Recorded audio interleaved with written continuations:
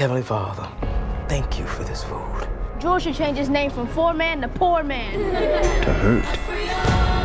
Down goes Frazier! What's my name now, fool? Foreman is the new heavyweight champion of the world. Where's all that rage coming Don't have any rage. And it becomes all you know. Let's thank God for the food, y'all. How about the food, mama? You're watching BLACKTREE on TV. Hi, champ. How you doing? Good to see you. Good to see you.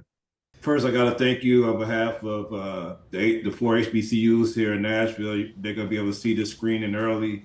And that's, thanks to your grace. And we appreciate that for this community here in Nashville. I got to ask you, when we're here at the Rumble in the Jungle and Ali is doing the famous rope-a-dope, when did you figure out that something was amiss? Did you think that Ali did you figure out that this is his strategy at some point early in the fight, or how did that go mentally as a fighter? People talk about the rope-a-dope and all of that. I'm just a dope who kept beating him while he was on the rope until I got tired. But I really thought I would knock him out 2, at the most 3 rounds, I'd have him knocked out. And after about 6 rounds, I realized something is going wrong here. This guy's not only still on his feet, now he's whispering in my ear, "Come on, George, show me something. That all you got, George?" That was frightening because that was all I had. I had thrown everything at this man, but I forgotten. I should have remembered and recalled no one had knocked him out. Tough human being. Yeah. At 32 years of age, can Muhammad Ali dance and stay away from Foreman? After what Foreman did to Frazier, Ali would seem to have no chance.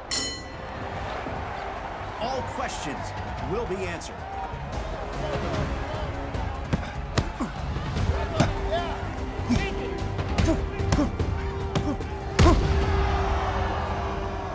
That's all you got, George?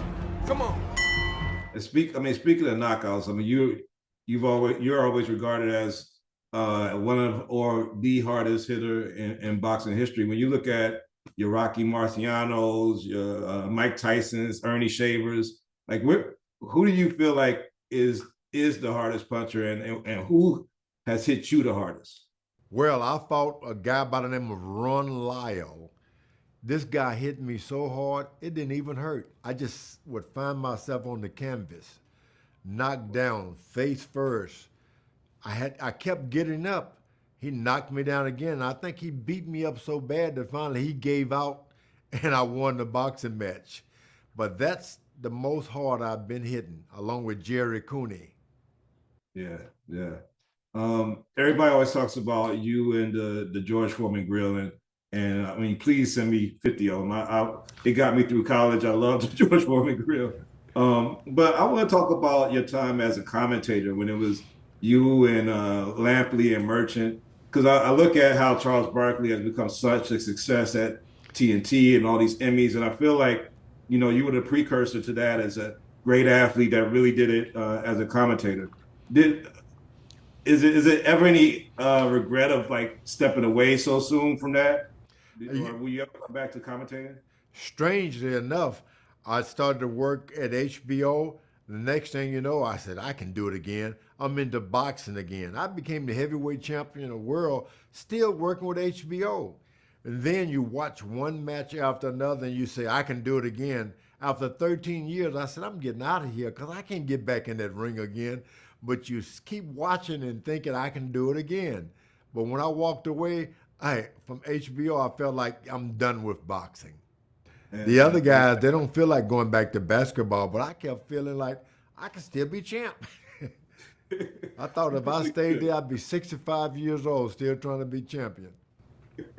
You probably could knock a couple of people out, I'm sure.